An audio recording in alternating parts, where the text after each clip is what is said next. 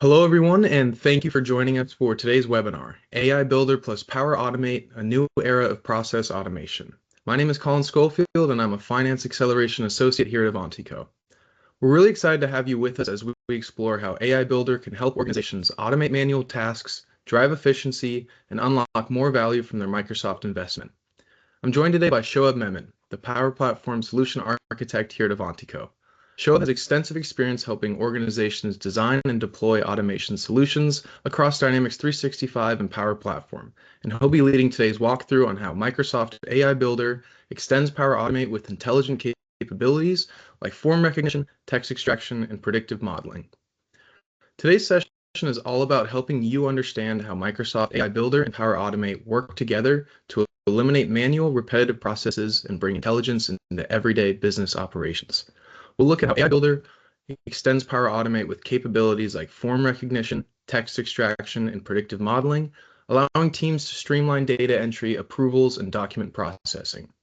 You'll see how these tools integrate seamlessly across Power Platform and D365, and we'll share a real-world example where Avantiico helped a global manufacturer automate hundreds of purchase orders per day using AI Builder, Power Automate, and D365 FNSCM. We'll break down the business challenge, the solution design, and the measurable results achieved through automation. From there, we'll explore broader applications such as payment journal processing, bank statement reconciliation, and service operations to show just how far AI Builder can go in transforming efficiency across departments. Finally, we'll wrap up with key takeaways and a live Q&A with Shoaib, where you'll have the chance to ask questions and learn how to get started bringing AI into your own organization. Before we dive in, here's a quick look at some of the other webinars we have coming up.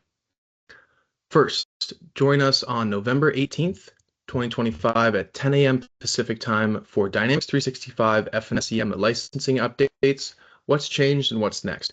In this live session, we'll walk you through the latest updates on D365 FNSCM licensing, including postponed enforcement rules and what that means for your organization. You'll get actionable guidance on auditing license usage, tightening security rules, and avoiding costly compliance prizes. Hosted by Morten Lukstrup, our D365 licensing and database expert, and featuring insights from the Avantiico team, this session will help you stay compliant and cost efficient. Then on November 20th, 2025 at 10 a.m. Pacific time, join us for Work Smarter with Dynamics 365 Finance Automation. In this live session, we'll show how your organization can leverage built-in automation tools in D365 Finance to streamline accounts payable, accounts receivable, and bank reconciliation processes. You'll see live demonstrations of how automation reduces errors, cuts costs, and frees up time for more strategic finance work.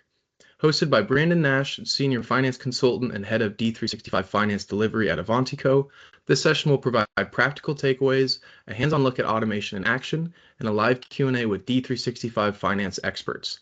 Be sure to keep an eye out for more upcoming events to be announced. Lastly, feel free to drop your questions in the chat throughout the session. We'll make sure to answer them as they come in afterwards in the Q&A, as well as following up via email. Now, without further ado, Shoaib, the floor is yours.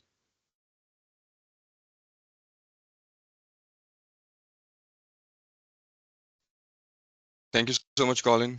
Thank you so much for the great introduction, and good morning, everyone. Thank you for attending today's session on how innovative AI solutions can improve customer experiences with Dynamics 365 and Power Platform. In today's session, we will discuss key topics aimed at sharing practical strategies for adapting new technologies and enhancing customer satisfaction. Your participation and questions are encouraged to foster a valuable conversation. So let's work together to make this session productive. Here's a look at what we will be covering today. In today's session, we will start with an introduction to AI Builder in Power Platform. We will take a look at different kinds of components like AI prompts and AI models that build up the AI Builder. We will be going through some real-world AI implementations that we've been working on recently.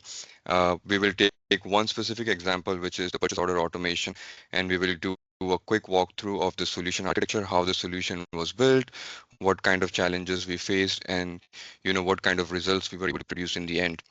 We will look at some of the business value and the benefits that you can get from the solution.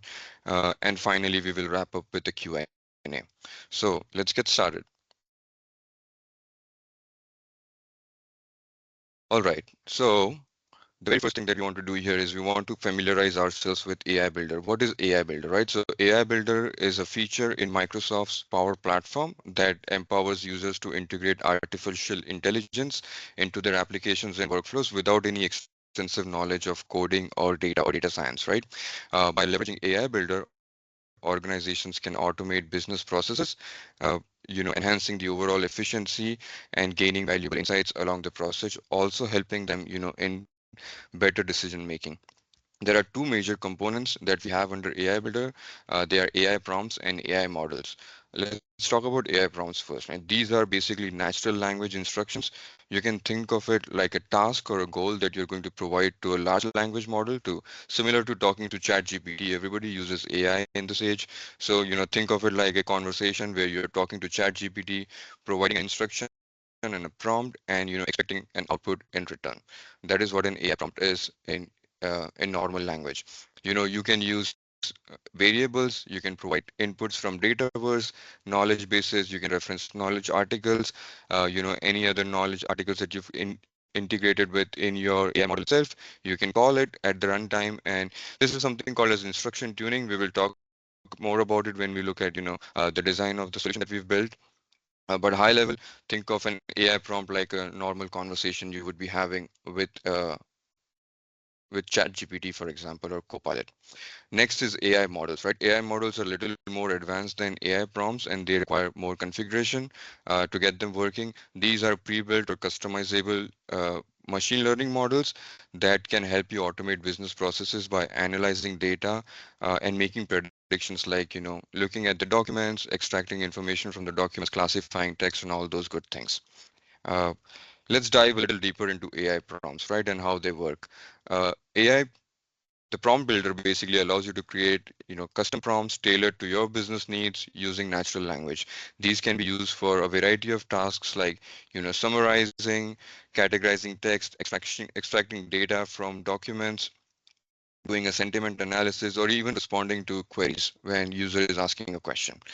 You can integrate these prompts into your workflows, automated processes, use them to build, generative AI functions within your applications. You can also enhance your Copilot actions and topics by including AI prompts within the action directly. Uh, to help you get started with AI prompts, Microsoft has provided you with an excellent prompt gallery, which has some pre-designed templates that you can use for specific needs.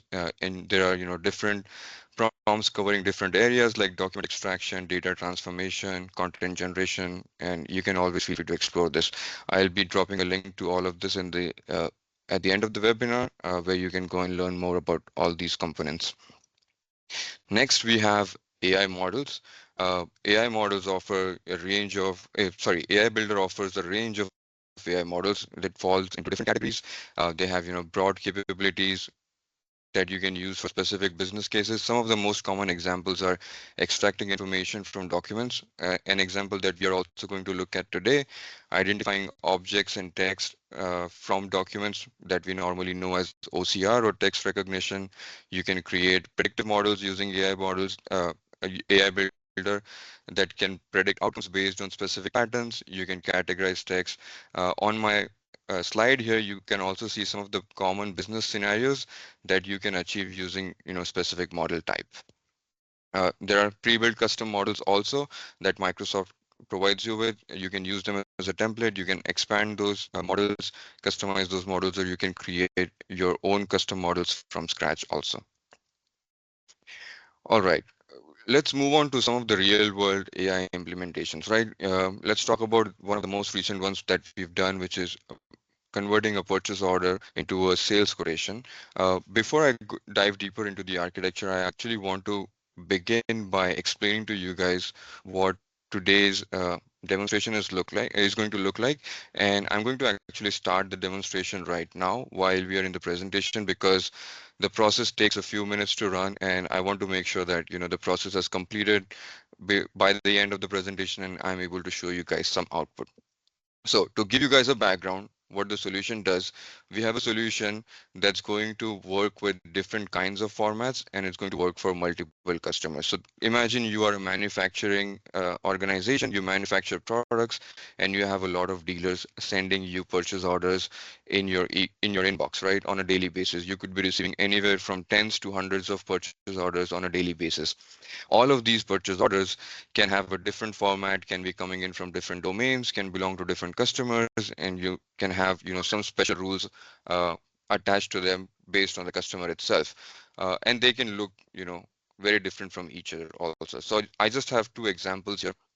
These are two purchase orders. As you can see, they're going to look very different, and the format is going to be, it's similar, but it's not identical. Uh, so these both look very different to each other. What the solution does is it basically picks up the attachments that come into inbox. There is a mapping that we've created based on the different domains that the customers use, and depending on the domain, it can recognize which customer is actually sending you a PO. There are different AI models that we configured specific to the clients. It's going to go and identify the specific model that it needs to work with in runtime, and is going to process this document using that model. In the end, it's going to basically create a sales order in D365. It's going to create the sales order header, create the sales order lines, depending on the purchase order lines. And then it's going to create certain attachments also on the sales order, which I'll be showing you towards the end of this meeting. And one of the main things that it does during the processing, it creates an exception log. So imagine a scenario where you received a purchase order mentioning an item that doesn't exist. Maybe it was a typo, or they mentioned an incorrect item that you're basically not selling, you don't manufacture, it's not a part of your product catalog, let's say. And AI recognizes a model like this. It's basically going to add this to an exception log, letting you know that this is not the right item that you can process, and you will then have to go and manually make an adjustment there. So those kinds of things, I just want to make sure that I run this automation right now. So I'm going to go to my mailbox, and I'm going to create a new email, and I'm going to send it to a specific shared mailbox that's configured to receive these purchase orders. And I'm going to just add a subject that includes specific keywords, right? So we are basically running a Power Automate flow that's looking for specific keywords in the subject of the email, if it contains an attachment, and if those conditions are satisfied, then it will basically kick off the process for this one. So I'll just go ahead and attach the purchase order that we just looked at.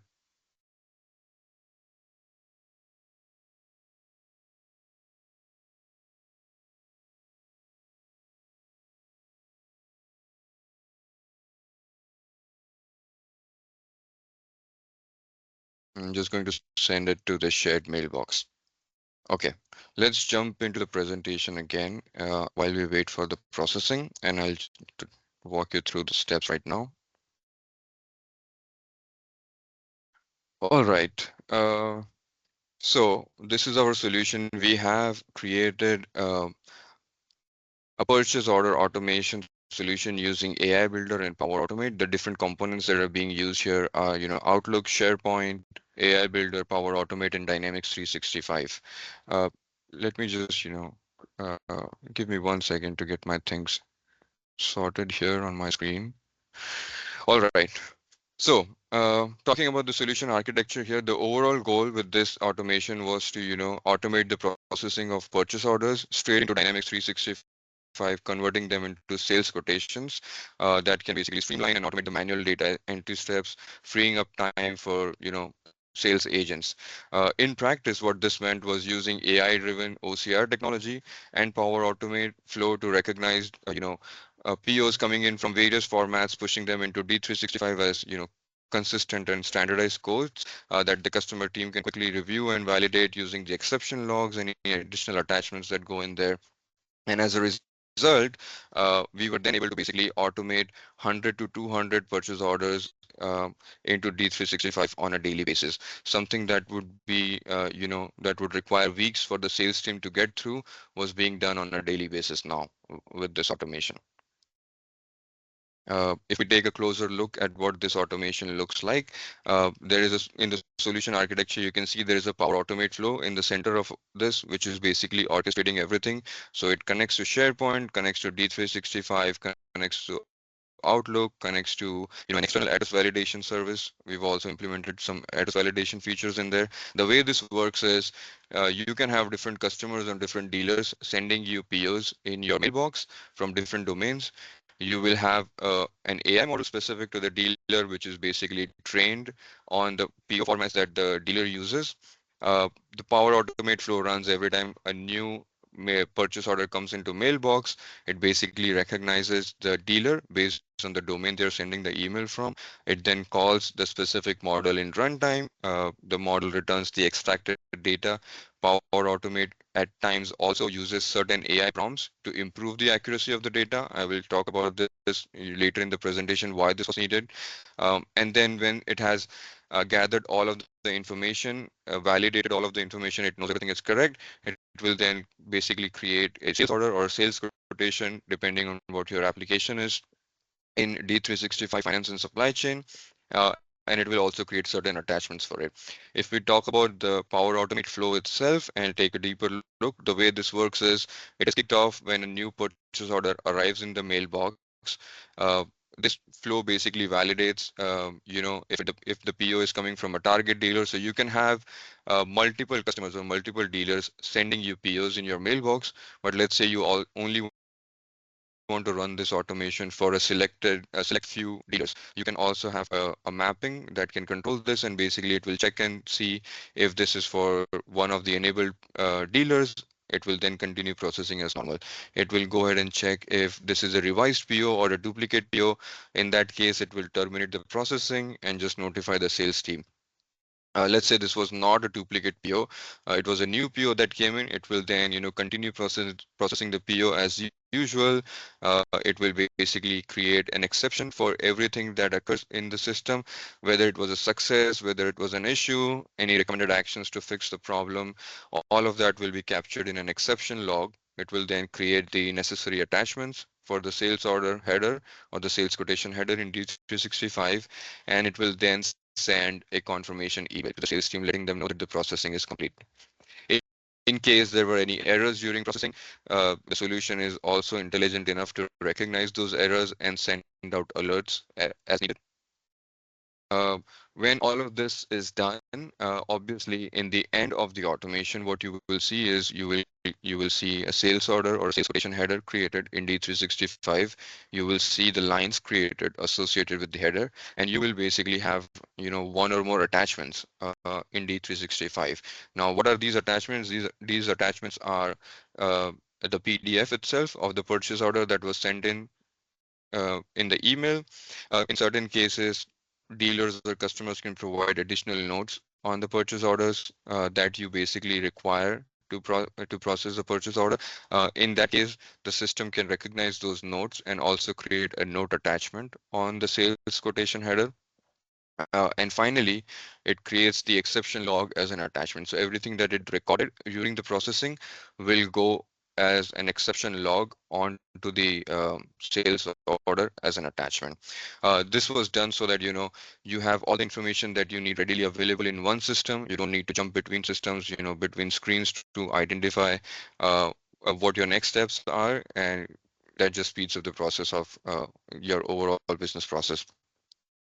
Uh, if I talk about the PO exception log in further detail, what you see in there, basically you see two high-level sections. One section is for the quotation header, and the other one is for quotation lines.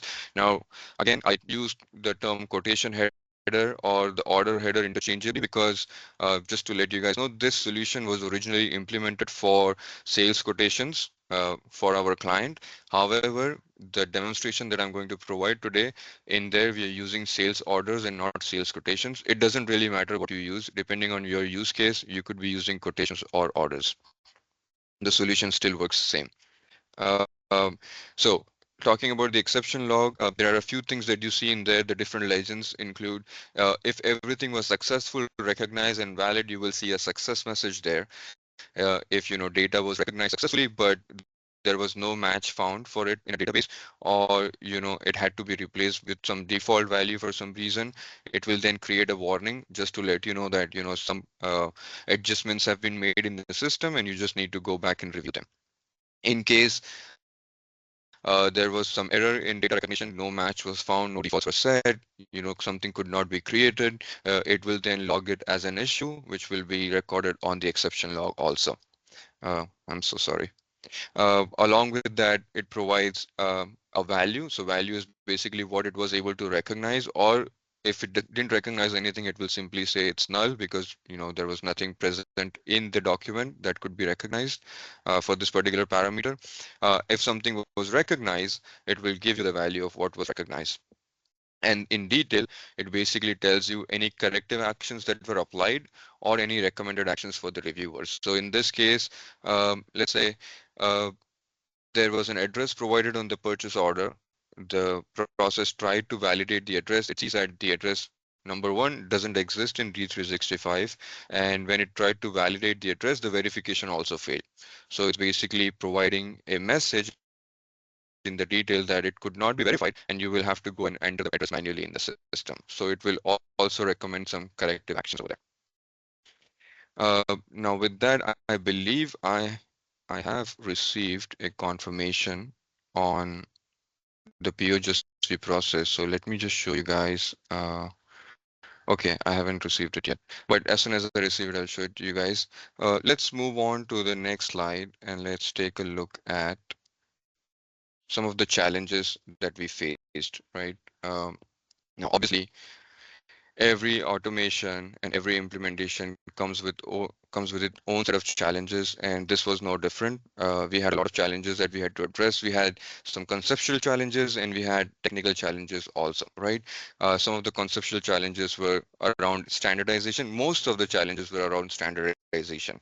The major issue was we needed to create a standard process that is going to work for all the customers with different kind of PO formats. The formats can be complicated, they can be coming in from different domains.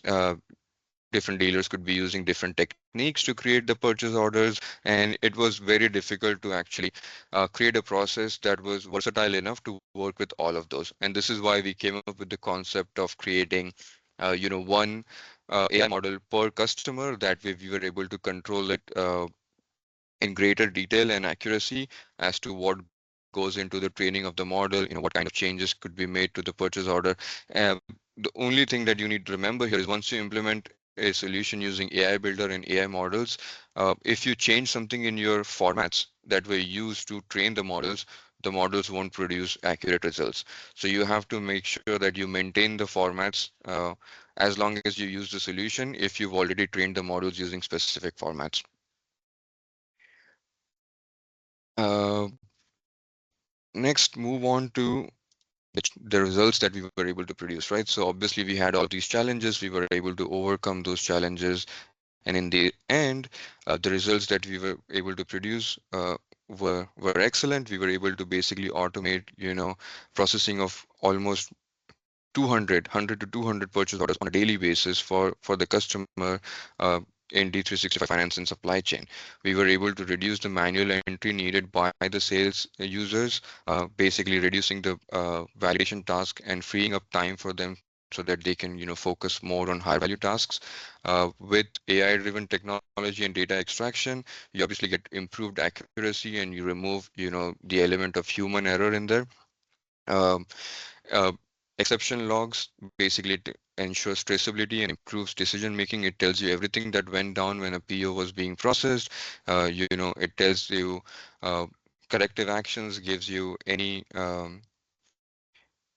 updates about any modifications that were made to the sales order header, sales order line during the processing. And number one, sorry, the most important one, I should say, was scalable architecture, right? So the customer had a very specific requirement for us, which basically said that in the future, if we want to add more dealers or more customers to this automation, we should be able to do so on our own without needing any expert assistance from any consultants or developers. And this was a major driver in basically designing what the architecture looks like. Again, this architecture only use a single Power Automate flow that is orchestrating everything. So in theory, what this means is, let's say you started this implementation with 5 customers, with 5 different PO formats, 5 different AI models. In the future, let's say 2 months later, you have 2 or 3 more clients or customers that you want to automate this process for. You don't need to make any adjustments to the Power Automate process. All you need to do is go and train 2 or 3 additional models with specific formats from the new customers, and then simply plug in the details of those models into a mapping document. I'll show you what the mapping document looks like. We use the SharePoint list for it. All you do is enter the information about the model and the customer in the mapping list, and that's it. Power Automate flow, anytime it kicks off, it recognizes the customer based on their domain and the information entered in the mapping list, and it just processes the document using the specific AI model. It doesn't require any special, configuration on the Power Automate side to make it work. Moving on to, some of the other common business scenarios that we've seen and where similar implementations can be achieved are as follows. Number one, finance and expense management. So you can use AI Builder to extract information from expense receipts that your users will upload into the system. You can extract data and create expense report using that data directly. You can use AI processing in HR and talent acquisition to automate resume screening. You can basically identify eligible candidates based on entity extraction and category classification based on the extracted data. You can also extract their IDs, for example, to help you with data entry into HR systems when you're doing onboarding for your new employees, let's say. You can implement AI in customer support automation where you have different tickets coming in through a support channel. Those are being triaged by an AI agent. It's automatically creating CRM records for you. It can also basically do support ticket routing, automatically route tickets to specific users based on their skill, or based on a specific customer or the past history or whatever the rules that you define. Invoice processing is one of the most common ones.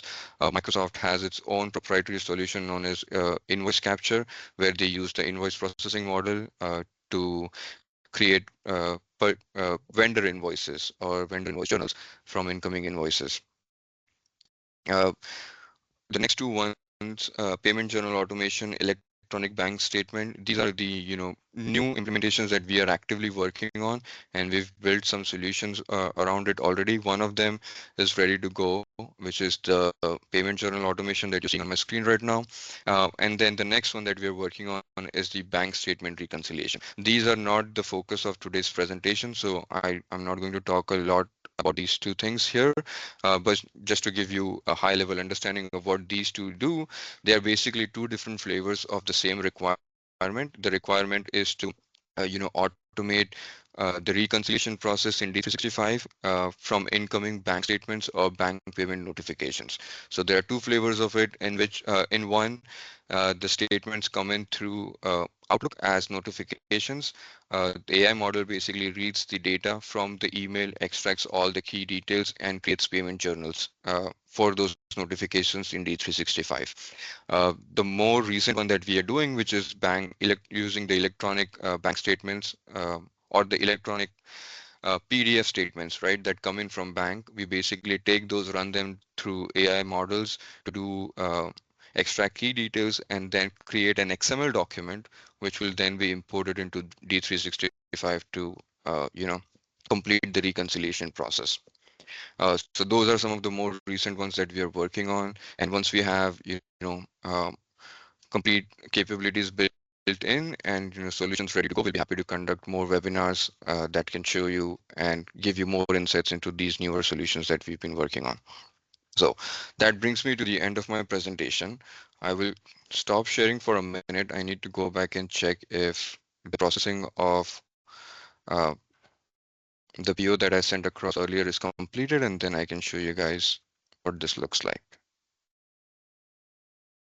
And if anyone has any questions thus far, feel free to drop them in the chat or the Q&A. Happy to address them. And yes, the presentation will be shared, we will email a recording of it a couple days afterwards, most likely early next week. No questions as of right now. Actually, we have one question just came in. I see that you are utilizing Dataverse for automation. Are you using DualWrite for data sync? Not for this particular one, but there are different scenarios where you would use dual write and not for this particular one. Yeah, and that's the only question we have right now. If anyone else has any questions, feel free to drop them in. Now would be a great time to get those answered.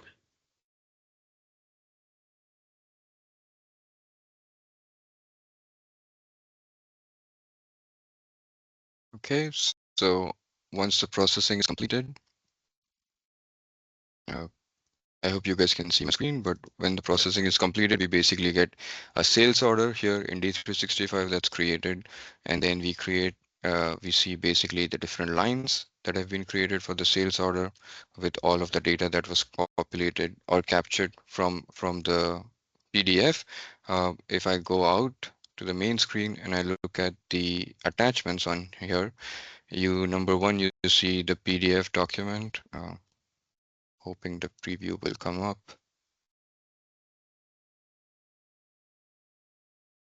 In this case, there were no additional notes captured, uh, so there's no note attachment. But in this, if there was a note present on the PO, then that will be captured also. This is the exception log. It basically captures everything. It tells you what happened. It tells you everything about the address that was captured. Anything if it was not able to recognize, like in this case, UPS next day was provided as the delivery mode. It checks if there is a matching delivery mode existing in the system. If it can't find a matching one, it checks for the default one. In this case, it found a default delivery mode for that particular customer, so it replaced the value and it tells you what it did in the detail. Similarly, for quotation lines, wherever it finds the product, it will create that quotation line. It will check for a price mismatch. Also, if there was a mismatch in the price, it will call it out as as the change that was made, and it will ask you to review it. In case the product was locked for processing for whatever reason, it also checks for that, and in that case, the quotation line won't be created. It will give you an exception in the log here. So this is how you read the exception log. Along with this, you also have your original attachment that came in through email. This is what I shared through the email earlier. And if there were any notes, then they will also come in as a note attachment additionally. So that brings me to the end of my presentation. I'm happy to answer any additional questions you guys have. Yes, we have another question just came in. Could you please provide some additional details on how you are utilizing Dataverse in this use case? A high-level overview would be helpful. So in this case, a Dataverse is not really, playing a part here. What's playing a part? Actually, I forgot to show the SharePoint list, right? Let me show SharePoint list. There is an Outlook mailbox, and there's Power Automate Flow, AI Builder, and D365. Dataverse is not really being used here in this case because all of the data that we are working with is finance and supply chain data directly coming from D365. Hope that answers your question, Yogesh. Anyone else, if you have any questions, feel free to drop in the chat. Happy to address them here in this Q&A session. So this is what the mapping file looks like. This is basically a SharePoint list that we have in which you have, dealer or the customer name, their domain that they usually send the POs from, the PO model that you've trained for that particular customer, the ID of the model, the account number for that customer, and things like that. And you can have more information here. So when the automation runs, it basically identifies number one, the domain that the email is coming from. Based on the domain, it identifies who the customer is, what model is associated with that customer, the customer account number, and then it uses all of this information to do the processing in runtime.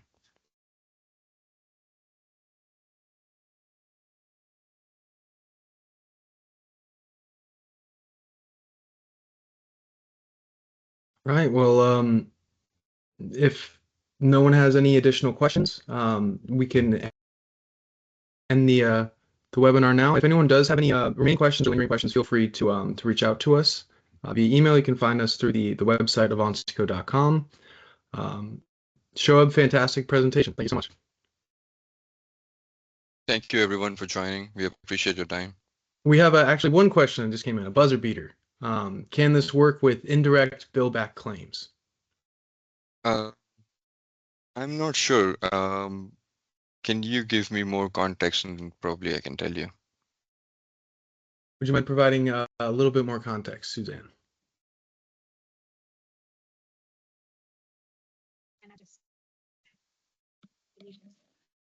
Can you hear me? Yes, we can hear you. Okay. I work in the trade department and we process deductions for promotional events. So we have added into D365 indirect bill backs or indirect bill back claims. We're processing payment to that customer, but it's processed differently than a normal accounts payable invoice. Okay. And is this a document that comes into you to your mailbox or yes, to a different channel? Okay. It will come into our group mailbox or to each associate's personal mailbox, but we're working on that. Yep. So as long as it's like a document that's in the PDF format, an image file or a Word document, you can use the document processing model in AI Builder to do any kind of extraction that you need. Okay. What if the backup actually comes from that customer's website and we have to download it? If you Would have we to be able to download, set up that whole process to be able to process multiple customers' invoices and get it all into one flow or whatever? yep, you can do that. So, I mean, in this case, let's say if it's not coming in through email and you need to manually download those, you can change your trigger to work from SharePoint. Let's say where you download those documents and do a bulk upload into a SharePoint repository, and your flow can get triggered from SharePoint instead of being triggered from an Outlook mailbox. Okay. It will do the same kind of processing. Obviously, there will be different rules that you need to set because when it's coming from Outlook, depending on the domain, it can easily recognize the customer. Whereas if you're uploading something in bulk in SharePoint, then you will have to provide some kind of indicator on the file, in the name of the file or somewhere else, which will tell the process of which particular customer this is for and which model to work with. Okay, thank you. All right, thank you for the question, Suzanne. Anyone else can hang around for a couple more minutes or so if anyone has any other questions. Feel free to drop in the chat. Got another question, Shoaib. Could you please let me know how you're connecting to D365 through your Power Automate flow? Is it through the direct D365 connector or via an API? Great question. We can connect two different ways. We can either use the standard D365 connector and work with data entries, or you can use virtual entities instead and use the Dataverse connector to achieve same kind of result.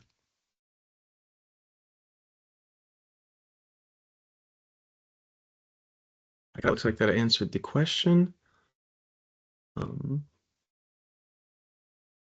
Yeah, I think that we will conclude this presentation here. Thank you so much for everyone for dropping your questions in the chat. I hope we were able to address those. Again, if anyone has any lingering questions, feel free to reach out to us. Happy to get connected and speak about it in a little bit more in detail. Shoaib, thank you again. Fantastic presentation.